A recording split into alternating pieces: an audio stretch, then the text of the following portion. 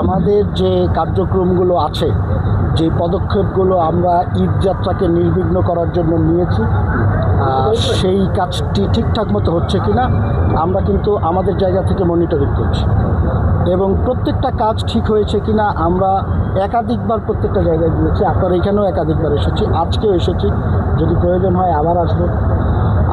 সেই আমাদের যে পরিকল্পনাগুলো ফাংশন করছে কিনা সেই মনিটরিংয়ের অংশ হিসেবেই আমরা আমাদের মতো করে খোঁজখবর নিয়েছি, এবং আমরা দেখেছি যে মাঝে মাঝে কিছু ওই যে টিকিট 10 টাকা বেশি নেওয়া হয়।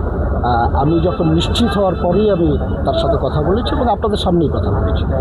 তো অব্যবস্থাপনা কিছু জায়গায় তৈরি হয় না যে তা না, আমরা আমাদের জায়গা থেকে সর্বোচ্চ চেষ্টা করছি এবং আপনাদের সামনেই ব্যবস্থা নেওয়া হয়েছে। আশা করি ছোটোখাটো কোনো ত্রুটিও আমাদের নজর এড়ানোর কথা না।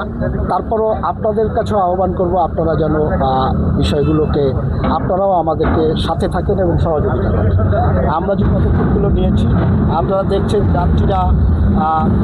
যাত্রীরা বাস থেকে নেমে আগে ফেরিতে উঠছে, খালি বাসগুলো উঠছে। এই কাজটি করা আমাদের জন্য অনেক কঠিন ছিল, কারণ অনেকেই আপনারা ওই বাস থেকে নামতে চায় না। কিছু মানুষ অসুস্থ থাকে, তাদের জন্য একটা সমস্যা, আবার বৃষ্টি হলে একটু সমস্যা হয়। তারপরেও জনগণ খুব ভালোভাবে সহযোগিতা করছে। আপনাদের মাধ্যমে আমরা যে আহ্বান জানিয়েছিলাম, সরকারকে সহযোগিতা করছে।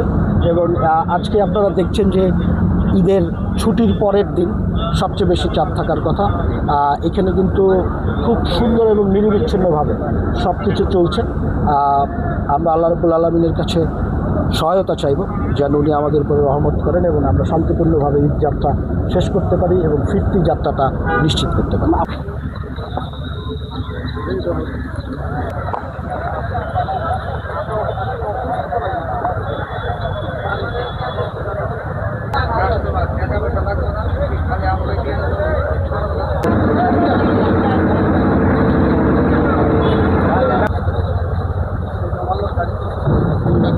পারো খুব ফাস্ট হাঁটে।